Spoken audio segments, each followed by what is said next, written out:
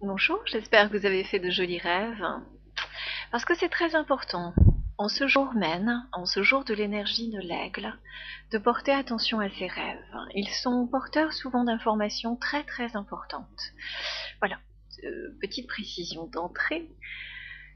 Eh bien, cette énergie même, justement, cette énergie de l'esprit libre, de la motivation focalisée sur un but bien particulier, me donne l'envie de vous parler de ma propre expérience en auto-hypnose. Vous le savez, vous ne le savez pas, peu importe. Je me suis tirée d'affaire, on va dire, toute seule, après une paralysie suite à un accident. J'ai travaillé ainsi. En fait, je ne savais pas que je pouvais le faire. J'ai simplement décidé d'essayer, avec la conviction que de toute façon, ce serait pire que de ne rien faire. Donc, à partir de là, je me suis dit, vas-y ma vieille, fonce. De toute façon, ça ne peut pas être pire. Et j'ai œuvré sans attente particulière, mais par contre avec une confiance totale en un possible. Un possible qui me menait jusqu'à ce but. Ouais. J'étais donc paralysée du bassin, des organes internes, ma jambe droite et le dessous de la plante du pied extrêmement abîmée, insensible, donc grande difficulté à marcher, impossible de rester longtemps assise, impossible de rester allongée, impossible de rester debout. Bref, imaginez un petit peu la situation. Voilà. Donc tous les jours, je m'installais à mon bureau. En fait, j'avais choisi un endroit, un ancrage à cet endroit qui me permettait de retrouver de plus en plus vite, de plus en plus rapidement, cet espace particulier qui m'était personnel, bien sûr, en focalisant mon regard tout d'abord sur la poignée d'une porte qui était en face de moi. On peut choisir ce que l'on veut, peu importe.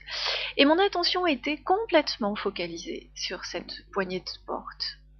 Et le simple fait de m'installer dans cette condition, j'indiquais simplement à mon inconscient, à cette partie en moi, et là je vais aller plus loin, je vais vous donner mon truc à moi, comme j'en ai beaucoup donné à la causerie samedi, il y a des personnes qui disent ah, j'ai appris plein de trucs, ben oui, mais ce sont des simples trucs que tout le monde peut se rappeler, mémoriser. En l'occurrence là, je faisais appel à mon guerrier intérieur.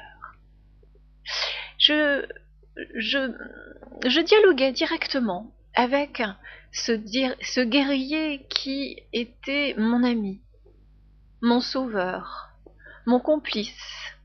C'était un homme. Je préférais m'adresser à cette partie de moi qui était masculine et qui allait me sortir de là, qui allait me prendre par la main et me défendre aussi, couper ce qu'il y avait à couper, recoudre ce qu'il y avait à recoudre. Et donc je focalisais mon attention sur cette poignée de porte. J'invitais mon guerrier personnel à se manifester en moi, quelque part en moi. Et mes deux bras étaient relâchés complètement le long de mon corps. Et je laissais faire ce guerrier personnel. Et j'entrais de plus en plus en contact avec lui au fur et à mesure que mes yeux étaient focalisés sur cette poignée de porte.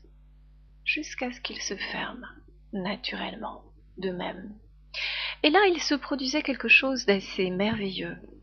C'est-à-dire que je devenais moi-même ce guerrier. J'étais dans une autre dimension, un autre espace. Et je décidais, en fait, de rétablir l'équilibre, l'harmonie que je sentais ne pas exister dans cet espace. Alors parfois, cela pouvait se manifester par plus de lourdeur à droite qu'à gauche, ou alors plus de densité dans le bas plutôt que dans le haut, parfois l'inverse. Et systématiquement, en fait, moi, guerrier, vaillant guerrier. Et en fait, je rétablissais l'équilibre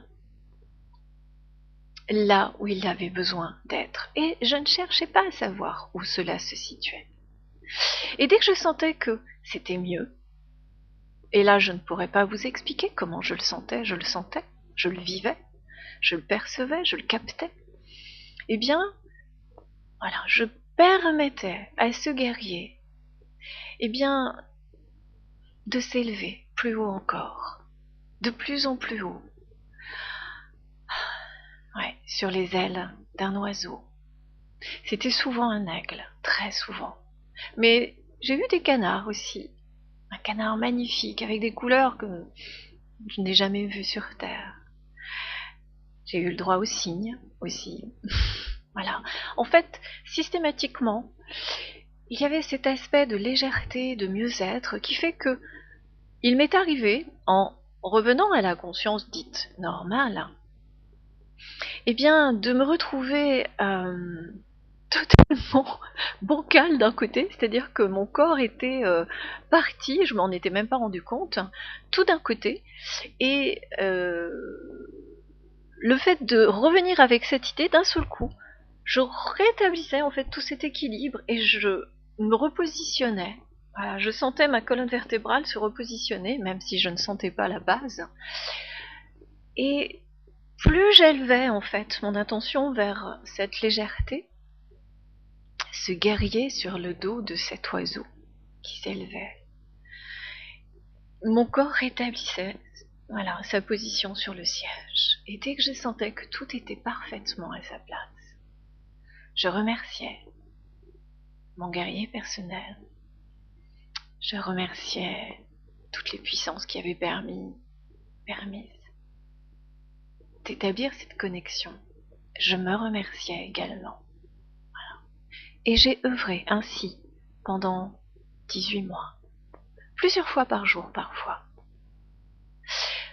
Cette motivation en fait dirigée vers un but que je ne connaissais pas. Je me suis, je crois, offert tous les possibles. Et si c'est ce qu'il m'a permis d'atteindre cette guérison.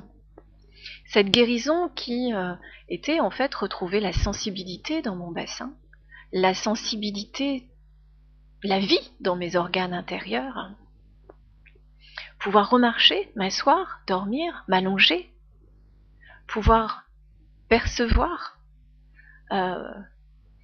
l'envie d'uriner et tout le reste.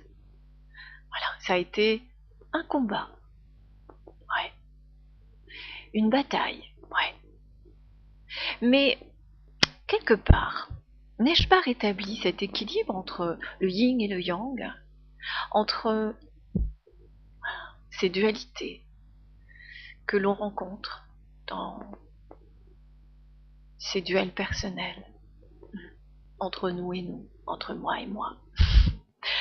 Allez, aujourd'hui, j'ai parlé un petit peu plus longtemps que d'habitude, mais voilà, je me laisse toujours guider par cette énergie de jour et je crois qu'elle est très importante. Je vous souhaite une merveilleuse énergie humaine. Au revoir.